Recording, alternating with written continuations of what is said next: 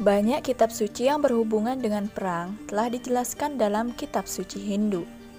Sebagian besar orang tahu tentang perang yang dijelaskan dalam Mahabharata dan juga Ramayana, tetapi mereka juga tidak tahu tentang banyak perang yang dijelaskan dalam Purana kami. Hari ini saya akan memberitahu tentang salah satu perang seperti yang dijelaskan dalam Siwa Purana. Menurut legenda di Siwa Purana, suatu hari Dewa Wisnu sedang beristirahat di tempat tidur Sesnak dengan Dewi Laksmi. Pada saat itu, Dewa Brahma, yaitu pencipta alam semesta, menghampiri mereka. Dewa Wisnu tidak menyadari kedatangan dari Dewa Brahma karena matanya tertutup dan dia tetap tertidur. Melihat hal ini, Dewa Brahma marah dan berkata kepada Dewa Wisnu, "Bahkan setelah aku datang, kamu masih tertidur saat aku menjadi tuanmu." Pada saat itu Wisnu, dia membuka matanya dan mendengar hal-hal seperti itu untuk dirinya sendiri dari mulut Dewa Brahma. Tetapi Dewa Wisnu juga marah. Kemudian, setelah menenangkan pikirannya, Dewa Wisnu berkata kepada Dewa Brahma bahwa kemarahanmu itu tidak ada gunanya, Dewa Brahma. Mendengar perkataan Dewa Wisnu, Dewa Brahma berkata, "Oh Dewa Wisnu, aku adalah pelindungmu bersama dunia ini. Aku dihormati di seluruh dunia. Lalu bagaimana kamu bisa menghinaku seperti ini?" Kemudian Dewa Wisnu berkata, "Oh Dewa Brahma, kamu tahu betul bahwa seluruh alam semesta ada di dalam diriku.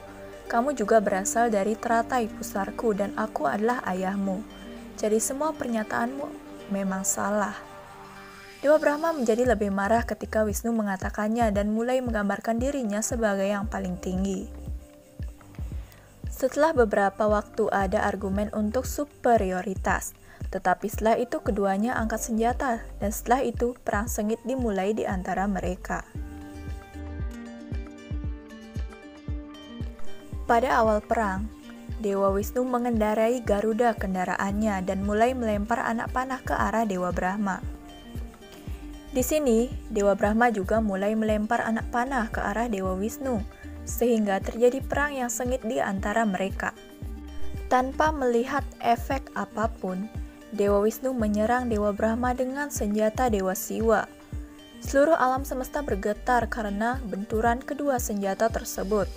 Tetapi, bahkan kedua perang tersebut berlanjut di antara keduanya.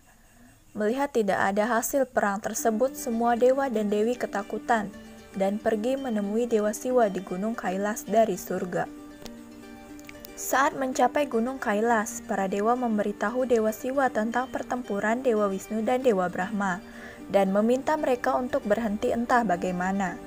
Mendengar pembicaraan para dewa, Dewa Siwa berkata bahwa saya sudah tahu tentang perang ini, keduanya untuk membuktikan diri yang mana yang lebih unggul. Pertempuran mereka adalah sia-sia.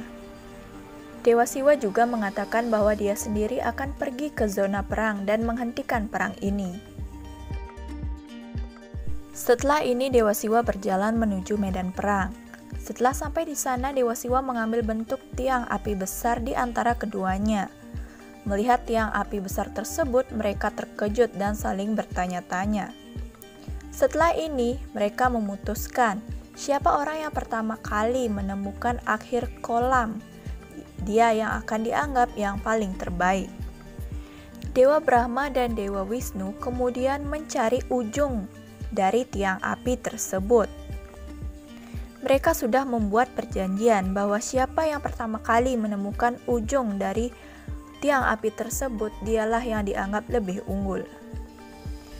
Dewa Wisnu mengambil bentuk babi hutan dan mulai mencari akarnya, dan dalam bentuk angsa Dewa Brahma mulai mencari ujung atasnya.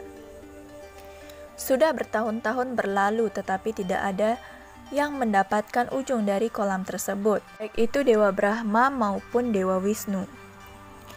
Pada akhirnya Dewa Wisnu kembali ke medan perang. Dewa Brahma pun kembali ke medan perang. Saat di perjalanan kembali ke medan perang, Dewa Brahma melihat bunga ketki jatuh di jalan. Kemudian, Dewa Brahma bertanya kepada bunga ketki, "Mengapa kamu jatuh bunga ketki dan di mana ujung atasmu?" Kemudian bunga Ketki menjawab bahwa saya telah jatuh dari tengah tiang api ini selama bertahun-tahun. Jadi sampai sekarang saya pun tidak tahu di mana puncaknya.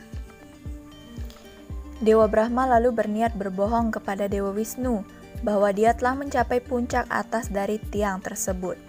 Dia mengatakan bahwa bunga Ketki adalah saksinya.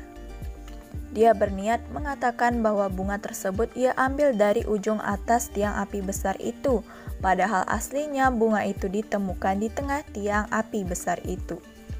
Sesampainya di medan perang, Dewa Wisnu berkata bahwa dia tidak menemukan ujung akar tiang api tersebut. Mendengar hal ini, Dewa Brahma menjadi bahagia, dan dia berkata bahwa dialah yang menang karena telah menemukan ujung atas tiang api itu. Bunga Ketki lah sebagai saksinya. Dewa Wisnu merasa kecewa, kemudian Dewa Wisnu menyembah Dewa Brahma sebagai yang lebih tinggi dari dirinya sendiri. Mendengar kebohongan Dewa Brahma, Dewa Siwa berubah ke wujud aslinya dari tiang api menjadi Dewa Siwa sendiri.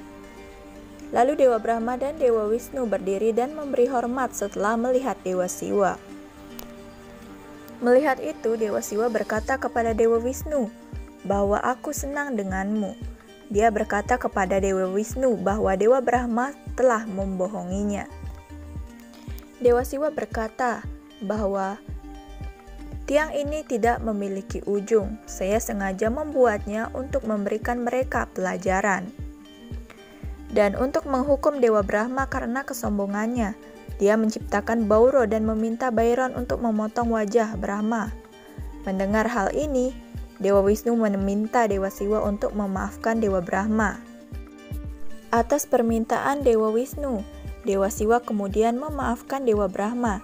Tetapi pada saat yang sama juga mengutuk Dewa Brahma bahwa dia tidak akan dihormati ataupun disembah.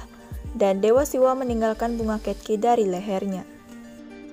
Sekian video hari ini. Semoga dapat menambah wawasan kalian mengenai cerita-cerita Purana. Jangan lupa untuk selalu mendukung dan mensupport channel ini dengan cara mengklik tombol subscribe. Dan kami akan merasa senang jika kalian mau berkomentar tentang video ini. Sekian dan terima kasih.